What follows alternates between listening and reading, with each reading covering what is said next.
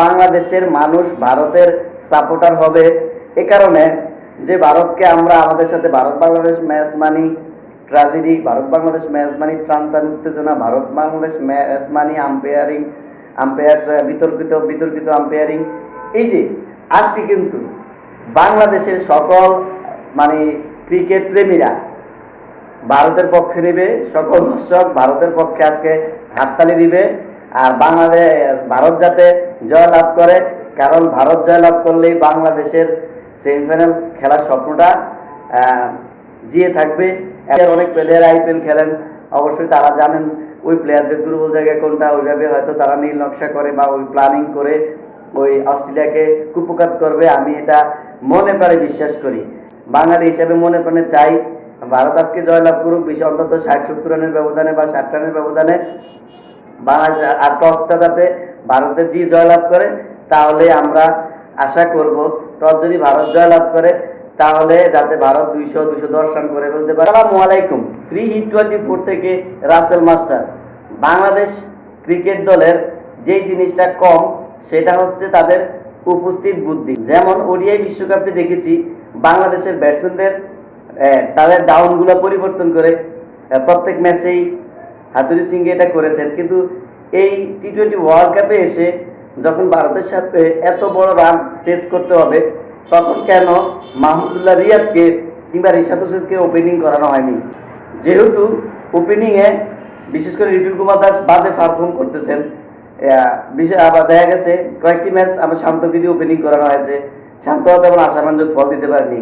আমি একটি ভিডিওতে বলেছিলাম শান্ত এবং রিটুল কুমার দাস একদম শেষ দিকে ব্যাট করো, যারা শেষ দিকে ব্যাট করে তারা উপরে আসে, উপরে ব্যাট করো। এতে করে যেহেতু রিশাদ হোসেন যদি বড় ছক্কা খেতে পারেন, পাওয়ার প্লে 6টা ওভার যদি রিশাদ হোসেন খেলতে পারতেন, আমার মনে হয় তিনি একেই 60-70 রান করে দিতে পারতেন।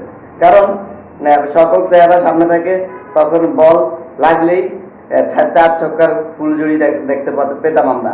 তো যাই হোক, আসলে বাংলাদেশের দুঃখ বলবো কি, চীনের দুঃখ যদি নদ হয়, আচ্ছা বাংলাদেশের দুঃখ কি বলবো? বাংলাদেশের দুঃখ হচ্ছে বাংলার ক্রিকেট। বাংলার ক্রিকেটটাকে ভালোবেসে আমরা যতই লাইভে এসে আমরা উল্টা পাল্টা কথা বলি, এটা কেন আমাদের বুক পেটে যায়, আমরা আত্মনাদ করি, আমরা মানে অর্থাৎ যে যা খুশি আমরা গালিগালাজ করি, আমরা যারা কি কি ধরনের টিম পাঠিয়েছে বিভিন্ন কথা বলি, বাজে টিম খেলতে পারতেছে না। কিন্তু যেদিন শুনি বা যখনই শুনি যে বাংলাদেশের খেলা, তখন আর আমাদের মনটাকে আমরা মানাতে পারি না, টিভির পর্দা খুলে বসে যাই কিংবা মোবাইলের স্ক্রিনে আমরা খেলা দেখার জন্য চলে আসি। কিন্তু যখন এসে দেখি ওপেনিংয়ে আমাদের উইকেট 2-3 ওভারের মধ্যে দেখি আমাদের 2-3 উইকেট চলে যায়, এর থেকে দুঃখজনক হতাশাজনক আর কিছু নেই। যারা ব্যাটসম্যান তারা রান করতে পারতেছে না, মিডল অর্ডার এবং আমাদের মিডল অর্ডাররা মোটামুটি রান করতেছে। ব্যাটসম্যানরা যদি একটু জ্বলে উঠতো তাহলে আমরা আমাদের রানগুলোকে একটু ভালো একটা ব্যালেন্স, একটা ভালো রান রূপান্তর করতে পারতাম বা নিতে পারতাম। যাই হোক, ভারতের সাথে বাংলাদেশের যে ম্যাচটা হয়েছে আমরা দেখেছি, এই ম্যাচে বিশেষ করে একটা রিস্ক নিতে পারতো, মাহমুদুল্লাহ রিয়াদকে ওপেনিং করাতে পারতো কিংবা রিশাদ হোসেনকে ওপেনিংয়ে আনতে পারতো। আসলে এই ধরনের রিস্ক নেওয়া দরকার ছিল, যেহেতু এমনি তো আমাদের লিটন কুমার দাস 10 রান করে আউট হয়ে যায়। যদি আমাদের রিশাদ হোসেন বা মাহমুদুল্লাহ রিয়াদ এসে ঝড়ে একটি 30-40 রানের ইনিংস এখানে খেলে দিতে পারতেন, তাহলে আমাদের চাপটা কমে যেত, আমরা দ্রুত আমাদের রানটাকে আমরা তাড়া করতে পারতাম। যাই হোক, যেটা চোর গেলে বুদ্ধি হয়, আসলে এমনই একটা ঘটনা জন্ম দিয়েছে বাংলাদেশ ক্রিকেট দল।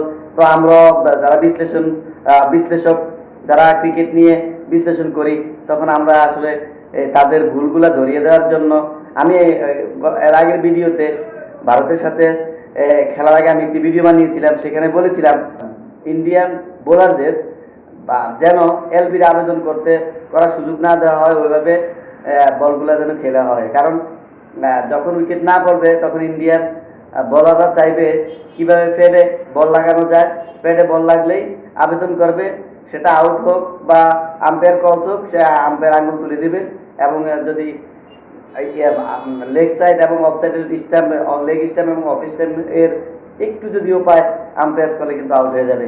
আসলে তেমনটাই আমরা দেখেছি, তেমনটাই ঘটেছে।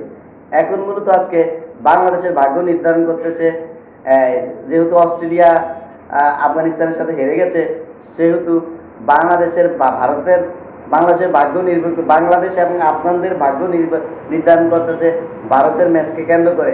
তো যেহেতু আজকে রাত 8:30 ম্যাচটা আমরা দেখব। যদি ভারত 200 রান করতে পারে এবং 120-30 রানের মধ্যে যদি বা 40 রানের মধ্যে যদি বিশেষ করে অস্ট্রেলিয়াকে আউট করতে পারে, তাহলে বাংলাদেশের জন্য আরেকটি সুযোগ রচিত হবে বা আরেকটি সুযোগের সম্ভাবনা থাকবে। আমরা আশা করব বাংলাদেশ দল আসলে যেহেতু ভাগ্য অনেকটা সহায় হতে হয়, মাহমুদুল্লাহ রিয়াদের কথাটা আমি ভুলে যাইনি। ভাগ্য যদি সহায় থাকে তাহলেই শুধু সম্ভব সেমিফাইনাল খেলা, আদারওয়াইজ কোনো অবস্থাতেই কোনো ক্যালকুলেশনে আমাদের মিলতেছে না। তো যাই হোক, আশা করব অপেক্ষাকৃত দুর্বল দল আফগানিস্তান, তারা স্পিনারটাকে যথেষ্ট শক্তিশালী, আমাদেরও রিশাদ রয়েছে, উনিও শক্তিশালী, গুগলিগুলো মোকাবেলা যাতে ঠিকমতো করতে পারে। এবং আজকের ম্যাচটার উপর অবশ্য পরবর্তী ম্যাচটা আমরা পরবর্তী ম্যাচ নিয়ে আমি আরেকটা ভিডিও বানাবো, কিন্তু আজকের ম্যাচটা আমরা দেখি এবং কালকে আরেকটি হয়তো ভিডিও দিব। কিন্তু এখন আমার প্রশ্ন হলো যে ভারত, আমি মনে করি আমার আসলে ভারতের সাপোর্টার না হয়েও এখন মন থেকে আজকে সাপোর্ট করব ভারত যাতে বিশাল রানের ব্যবধানে জয়লাভ করে, তাহলে আমাদের বাংলাদেশের সেমিফাইনাল যাওয়ার স্বপ্নটা জীবিত থাকবে। বা আর যদি না যেতে পারে তাহলে আমরা আসলে আমাদের দুঃখ ছাড়া আর কিছুই নেই করার। তো আশা করব বাংলাদেশ নামক এই দলটা, বাংলাদেশ যথেষ্ট ব্যালেন্স রয়েছে, বাংলাদেশ দলের যথেষ্ট ব্যালেন্সেবল একটি দল। বাংলাদেশ দল একটি শক্তিশালী দলের উপর। ভারত আজকের ম্যাচে অস্ট্রেলিয়ার সাথে বিশাল ব্যবধানে জয়লাভ করবে, এটা আমরা আশা প্রত্যাশা করতেছি। ভারতের জন্য আমাদের শুভকামনা থাকবে। আজকের ম্যাচে সারা বাংলাদেশের মানুষ ভারতের সাপোর্টার হবে, এ কারণে যে ভারতকে আমরা আমাদের সাথে ভারত বাংলাদেশ ম্যাচ মানি ট্র্যাজেডি, ভারত বাংলাদেশ ম্যাচ মানি টান উত্তেজনা, ভারত বাংলাদেশ ম্যাচ মানি আম্পায়ার বিতর্কিত আম্পায়ারিং। এই যে আইপিএল খেলা যায়, অস্ট্রেলিয়ার অনেক প্লেয়ার আইপিএল খেলেন, অবশ্যই তারা জানেন ওই প্লেয়ারদের দুর্বল জায়গা কোনটা, ওইভাবে হয়তো তারা নীল নকশা করে বা ওই প্ল্যানিং করে ওই অস্ট্রেলিয়াকে কুপকাত করবে, আমি এটা মনে প্রাণে বিশ্বাস করি। আর যেহেতু বাংলাদেশ ভারত জিতলে বাংলাদেশের জন্য একটা পথ খুলে যাবে, বা বাংলাদেশ ভারত জিতলে আফগানিস্তানের যে পথও খুলতে পারে বাংলাদেশের পথ। তবে যেহেতু আমি বাঙালি হিসেবে মনে প্রাণে চাই ভারত আজকে জয়লাভ করুক, অন্তত 60-70 রানের ব্যবধানে বা 60 রানের ব্যবধানে।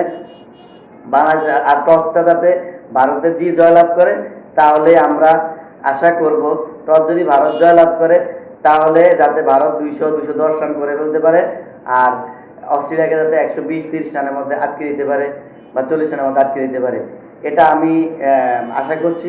আফগানিস্তানের সাথে সেই ম্যাচে যদি বাংলাদেশ 30 রানের বেশি ব্যবধানে তাদেরকে হারাতে পারে, তাহলে অবশ্যই বাংলাদেশ সেমিফাইনাল খেলতে পারবে। এই আশাবাদ ব্যক্ত রেখে ফ্রি হিট 24 থেকে আমি রাসেল মাস্টার বিদায় নিলাম। আল্লাহ হাফেজ।